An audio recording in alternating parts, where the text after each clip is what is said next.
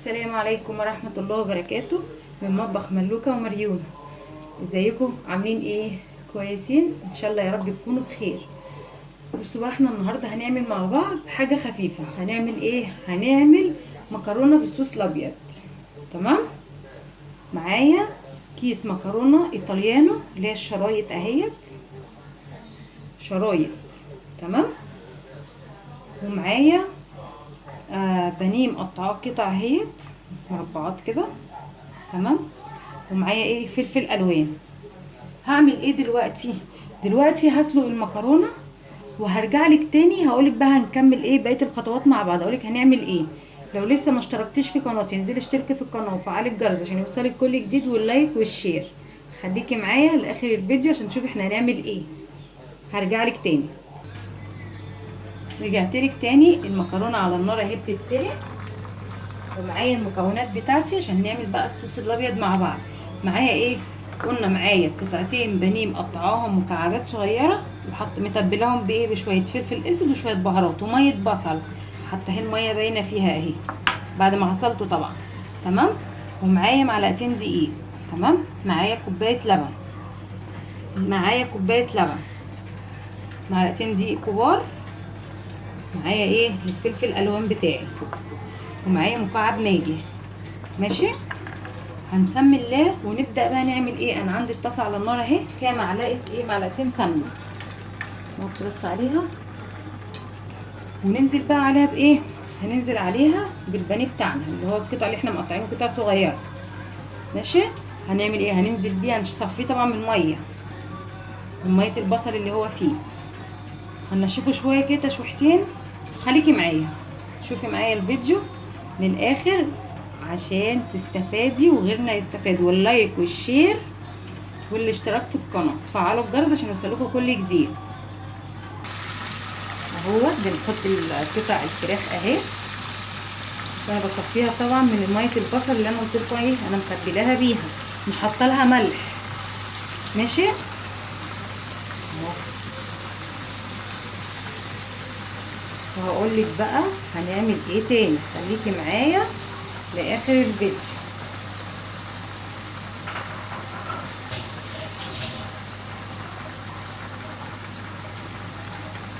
هنقلبه تقلبتين اهو. دول معلقتين سمنه احنا حاطين عليهم الفراخ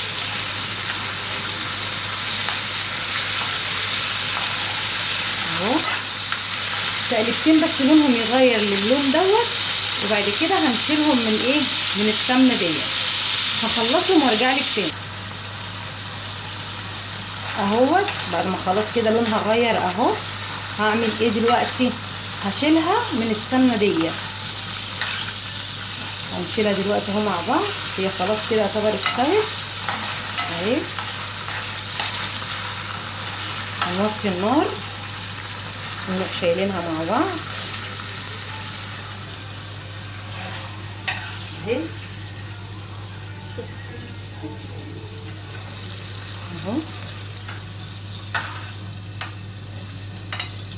حسب بقى ما انت عايزه، عايزه تجيبي اللي هي الوراك وتخليها وتاخدي اللحم بتاعها زي الفل برده كويس. كله ايه شغال، الموجود عندك المتوفر عندك اشتغلي بيه. انا بصراحه النهارده هعمل بانيه جنب المكرونه دي، فقلت اعمل لهم اختراع بقى، اعمل لهم مكرونه بالصوص الابيض. هننزل بقى مع بعض بايه؟ بمعلقتين الدقيق مكان الفراخ. اهو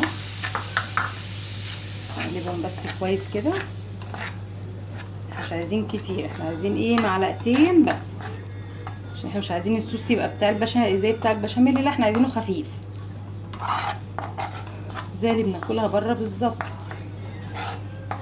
في كلاكيع كده موجوده، دي مش من الدقيق، الكلاكيع دي حتت من البانيه واقعه في السمنه بس انا ما شلتهاش اهو.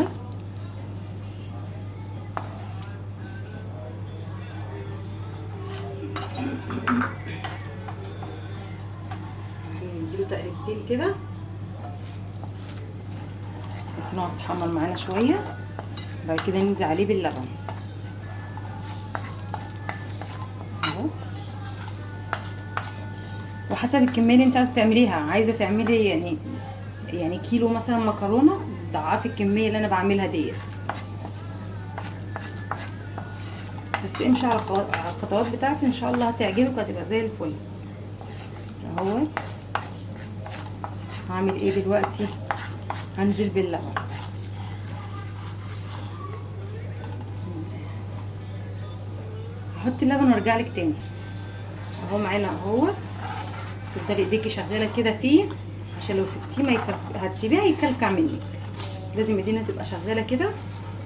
كل الحاجات اللي انت شايفاها فيه دي فراخ، مش حاجه، مش دقيق مكلكع ولا حاجه.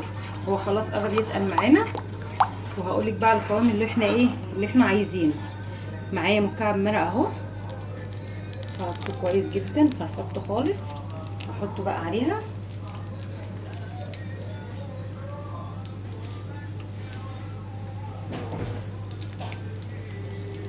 اهو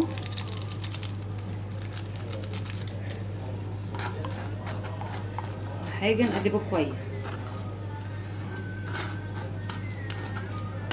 ولو حاسين ان هو تقيل نزود شويه لبن كمان. عندك شوربه ماشي، زودي شوربه تبقى برضك حلو. اهو هو كده عايز مني شويه لبن كمان، عشان كده انا حاساه تقيل. انا مش عايزاه يبقى زي ايه، مش عايزاه زي البشاميل، لا احنا عايزينه خفيف كده. انا حاساه تقيل. هجيب بس كوبايه لبن وارجع لك تاني. جبت معايا نص كوبايه لبن اهي، هحطها معاكم عشان احنا مش عايزينه ايه يتقل قوي. نقلبه مع بعض كويس كده. اهو غلوه بقى كمان ونروح طافيين. بصي هو ده القوام اللي انا عايزاه اهو. تغلي بس كده غلوه، اللبن ايه يستوي مع بعضه، وهطفي عليها اهو. خلاص كده انا هطفي بقى عليه، هخلي بس النار شويه يغلي غلوه كده مع نفسه. واروح ايه، بصي بقى هنزل عليه بايه، هنزل بالفراخ بتاعتي اللي انا شلتها ايه من السمنه اهي. حتى هي كان فيها سمنه اتصفت فيها اهو. تقريبا كده تمام. جربي الوصفه دي، عايزه اقول لك ريحتها جامده جدا. انا ما حطيتش فيها توابل، هنحط لها بس شويه ملح صغيره، شويه فلفل اسود صغيرين، شويه بهارات صغيرين، عشان ما ايه لونها ما يغمقش معايا. تمام، مش عايزاها تغمق، احنا عايزينها تبقى لونها ابيض كده. الفلفل بقى الالوان هنحطه امتى؟ خليكي معايا لاخر الفيديو وشوفي احنا هنعمل ايه مع بعض. لو لسه ما اشتركتيش في قناتي انزلي اشتركي في القناه وفعلي الجرس عشان يوصلك كل جديد، واللايك والشير. اهو انا كده خلاص خلصتها. هصفي المكرونه بتاعتي وارجع لك بقى تاني اوريك انا هعمل ايه. اهوت الصوص اهو خلص خلاص. بصي انا حطيت عليه حبه الملح ده حسب رغبتك حسب ذوقك. ومعايا الفلفل الاسود اهو حاطه رشه صغيره، ومعايا حبه بهارات صغيرين. هنقلب كل ده. بصي انا حسيت ان هو تقيل مني شويه، بس حاطه له شويه لبن كمان. يعني انا هو ده القوام بتاعه، ده اللي انا عايزاه. تمام، يبقى انت هتحطي كوبايتين دقيق على كوبايتين لبن، سوري معلش، كوبايتين لبن على ايه معلقتين الدقيق. تمام، نقلبه كويس كده. وهننزل عليه بقى ايه المكرونه. هرجع لك لما احط المكرونه عليه. بصي انا بحط الايه الفلفل اهو، هقلبه واروح نازله بقى بالمكرونه بتاعتي. تمام، انا واقفه بعيد بس ايه، بصي عشان حاطه الطاسه على النار. البانيه بقى البانيه اهو. بصي بقى انا حطيت الفلفل الالوان وقلبته وعملت ايه، حطيت المكرونه معايا اهي. بصي انا سلقاها بطولها، ما قطعتهاش. تمام، يعني ما كسرتهاش، انا عايزاها بطولها كده. هقلبها وهوريكي. وبكده انا خلاص حطيت المكرونه وحطيت كل حاجه وقلبتها اهي. ده شكلها بعد ما خلاص خلصت. هوريكي بقى الشكل النهائي لما هغرفها. وبكده شكل المكرونه اهي بعد ما خلصت. شكلها تحفه وطعمها مش قادره اقولك على جمالها. خلصت المكرونه وخلصت البانيه. وده فيديو النهارده.